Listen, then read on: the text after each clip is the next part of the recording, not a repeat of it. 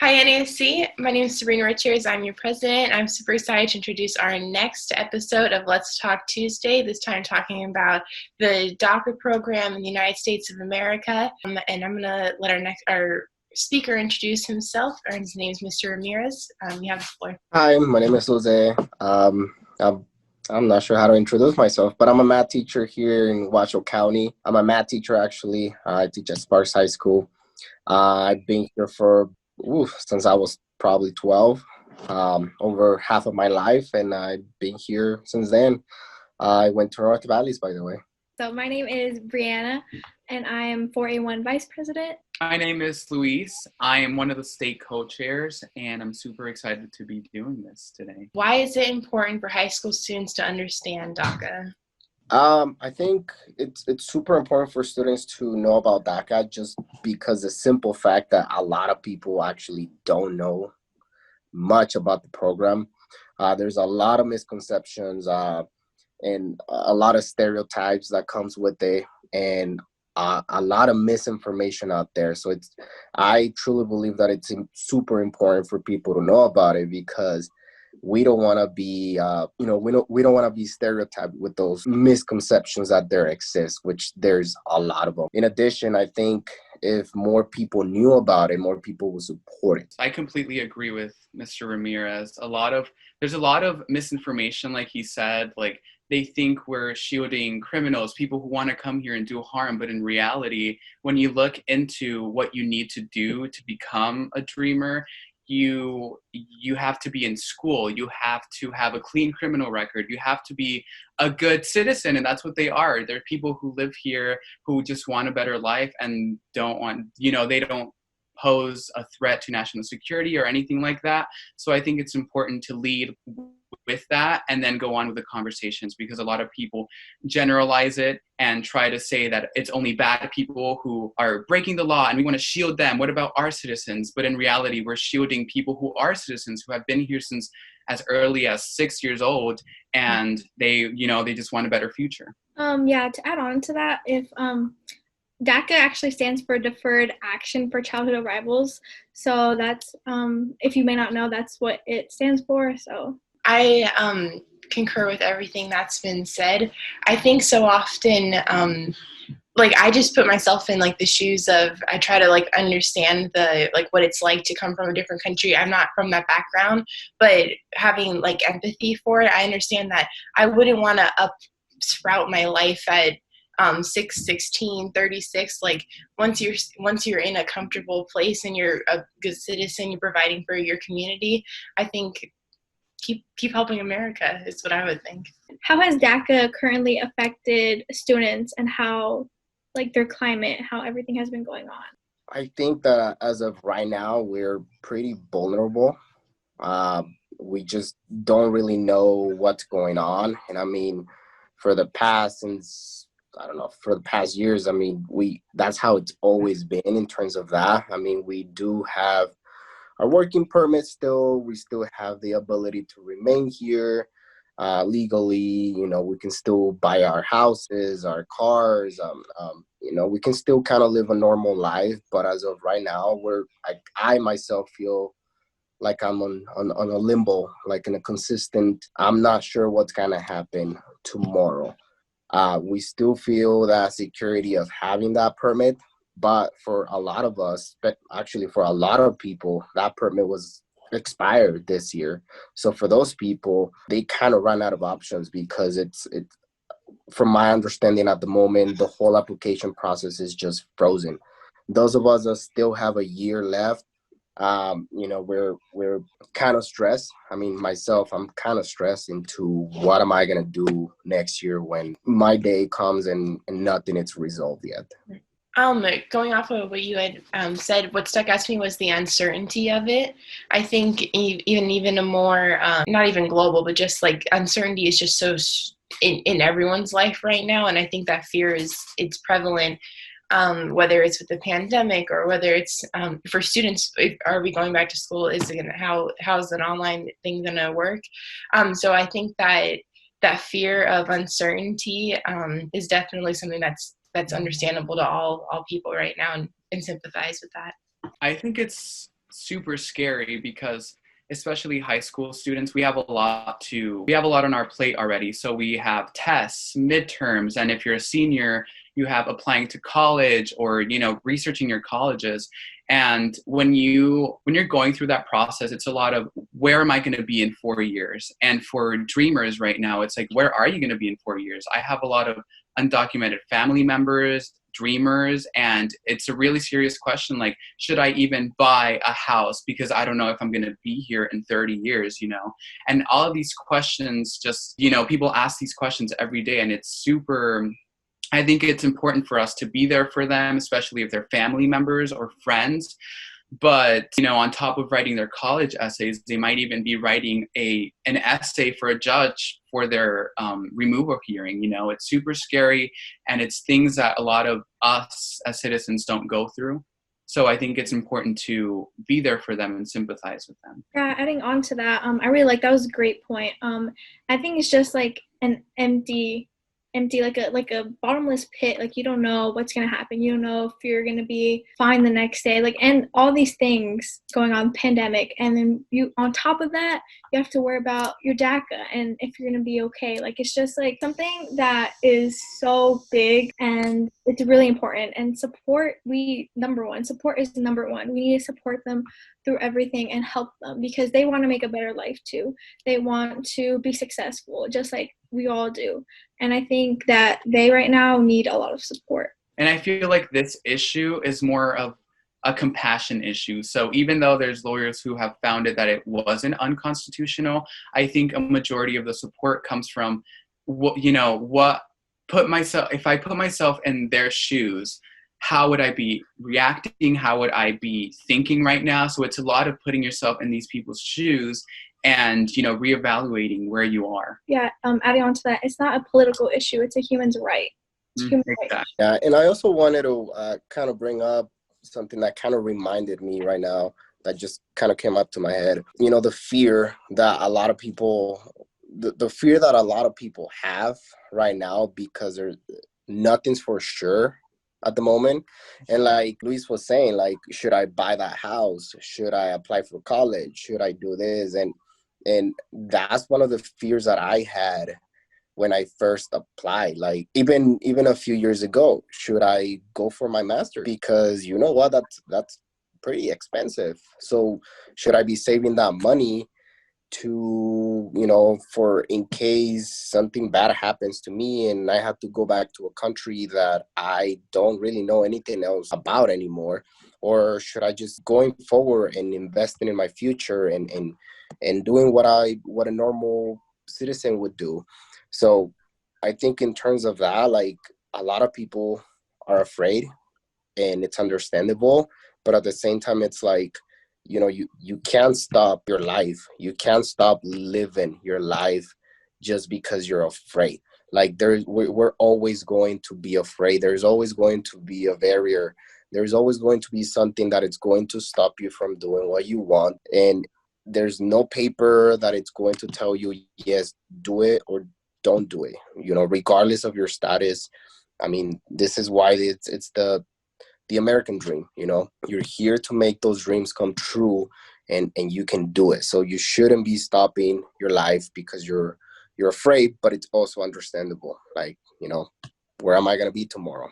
Not really sure. I think that was a great piece of wisdom that you had said for all high school students right now, that don't be afraid to live, or don't stop living your life because you're afraid. I think that was really great. Thank you. So how can culture inclusivity be promoted at our schools?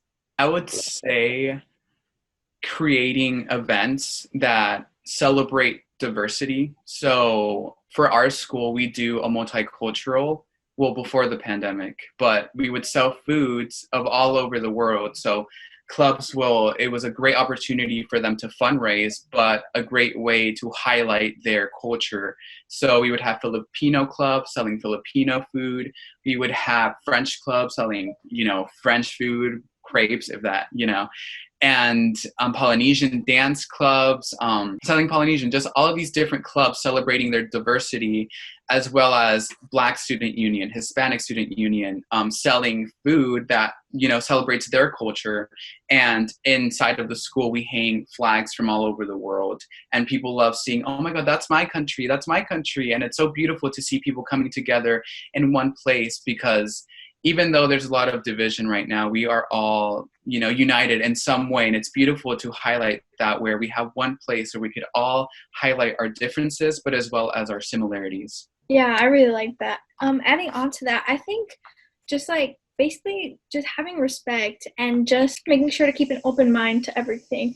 And if you like see something that's like not right and you like don't know good, you can just cancel that out and tell them like, I don't like that. Like, please, like, don't say that. Like, respect someone, like respect people, because we're all people.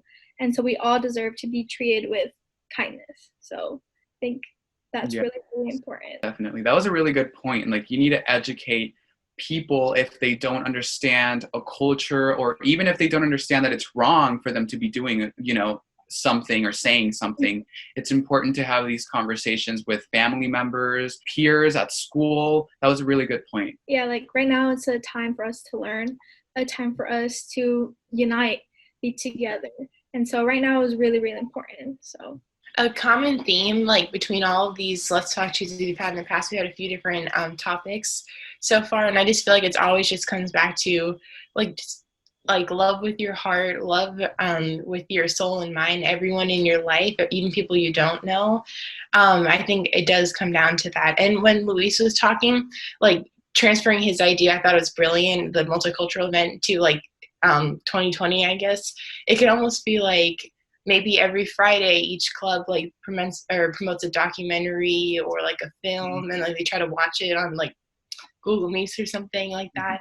But that could be like a way to just be super inclusive, even though we're all so spread out right now. Just remembering from when I was in high school and me working with a lot of students who are first generation immigrants, I really love those events. I know at my school we do a lot of those, but I think there's a huge barrier that a lot of students and maybe a lot of teachers don't understand, and that's the language and the whole social and culture shock that a lot of first immigrant children have. Like when I was in high school, I for sure know that there were a lot of those events, but I never knew about them for some reason, whether it was the language barrier or just the whole culture shock. So those are really great ideas, and I love the part that you said, oh look, that's my flag, or oh, I know that food, or when they see it on their hallways. But even then there's still a lot of students who do not know much about it, and it's good for the students that don't fall into that category, that have been here forever. But then I don't know if I'm making sense about it. At times we kind of miss those kids that have never been here before, have never had a dance, have never had a prom. Pep rallies, like I don't even think I knew what a pep rally was when I was in high school. So all of those things I was just thinking about those things, like how do we incorporate culture, but like even when we do, we still kind of leave a lot of students out because they have that barrier. That's super interesting. I didn't even think about that. Like, I know when I go to Mexico, it's like they don't know what an assembly is, or like what, they don't have homecoming or prom over there. And that's very true. I think another thing is we don't take into account that a lot of these kids have to work after school to provide for their families. Like there might be an event where you can go after school and meet all these people, but oftentimes we have kids who have to go and work because their entire family is working and they're barely making ends meet. So I think making it more accessible for kids too, and, kind of breaking that cultural and language barrier, as Mr. Ramirez said, that's very important. What can we do to support dreamers right now? I think that, at least for me as a dreamer, the best thing somebody can do to support me, obviously if you want to give me money, that would be great because the fees are a lot. Yeah. My Venmo name is, but I think the biggest thing is just being there, knowing that other people have my back, that other people are willing to put their name and themselves out there to change things. For me, that's just huge. And when it comes to rallies or just doing anything, just seeing the people come together for you, that's to me, that's the most valuable thing that a person could do. Another thing is really educate yourself, because I had friends that are friends, really good friends, and they really don't know. I think Sabrina was saying empathy. They don't really know what I feel sometimes, like the whole division of culture, like, okay, am I from over there, am I from over here, like understanding that from as a dreamer, it's difficult as well. So really, you have friends that actually sometimes you might even have friends and you don't even know if they're dreamers.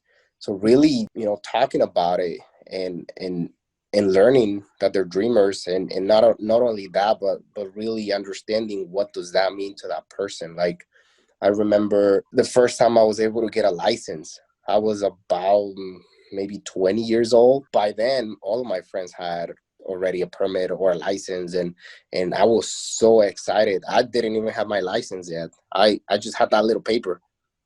But I showed it to my friend or my best friend, and at that time, and it was like, hey, look at my license. And she was just like, cool. And I'm just like, wow, this means so much to me, but it doesn't really mean a lot to you because you don't really understand that. So like really educating yourself into knowing what a dreamer really is and what it takes to be a dreamer, that's so valuable to me. That's such a beautiful point, how your license meant so much to you, but like for a lot of us, it's like, oh yeah, I got my license yesterday. It really is a pivotal moment in a dreamer's life, where you can work legally or where you can get a license so you can drive. And going back to what Mr. Ramirez said about money, you can go on GoFundMe, and there's a lot of people raising funds to pay for their fees, to pay for their dues, or even, and it's a lot of understanding, trying to do your research and looking at statistics about how many, what percentage of dreamers are, I think 79% of them are graduating high school and getting a bachelor's degree or higher. Like, there's a lot of statistics that goes into it, and it really broadens your view of it. It's like, we're not only helping just high schoolers who want a better future, who want higher education, who want to become doctors, who want to become engineers, people who can even, cure cancer, help cure cancer, things like this that we don't think about. And it goes back to understanding and trying to listen. I definitely agree that listening is a huge part. You can always take the time, you see everything on social media, you can read articles and everything, but like, I think doing something exactly like this, like talking to Mr. Ramirez, who is a dreamer, and just finding out these personal stories, really, it's really, really interesting, really helpful for your understanding. So that's definitely something to be encouraged too, for sure. No, definitely. I definitely agree with what everyone said. It's just something that you need to take into account, that some people go through these things. Like, even though it may not be important to you, like, it's life-changing for someone else. And so I think, yeah, just like I keep saying, just keep an open mind and just be there, be that support, be there for them, So I think, yeah. So thank you for your time, Mr. Ramirez. This was a very productive conversation. I'm super appreciative that you had the time to do this with us. Any last piece of advice or wisdom? I think I kind of already said it. In terms of don't stop your life. Don't put a break into your plans. And I said it for myself because it happened to me, but I'm also saying it for all of my students who are not able to apply for DACA. I had specifically one student who said, you know, I asked her, why don't you go to college? What college are you going to go to? And, you know, her response was, nah, I don't have DACA. I can't, you know, and it sucks. It really sucks because you're putting your life in someone else's or you feel like your life is in someone else's hands, and that's not true. Like, you can achieve whatever it is that you want, like literally whatever it is that you want. I didn't get DACA until 2 years after I got into college, and, you know, no financial aid, no even knowledge of what college was, and I was there and I made it, and DACA made it easier for me, but it's not impossible for you. So, you know, definitely don't stop your dreams just for that. And for the people that are watching from outside, keep supporting. I mean, you know, really support those people because they're really great people. You know, I have known a lot of friends who are undocumented with a bachelor's degree that cannot do their job because they don't have that little paper that lets them do it. So just be there for them. And if you're one of them, keep fighting, because that's what keeps us alive. We are fighters. Like, we don't give up. Thank you. And thank you everyone for your time. And bye, NASC.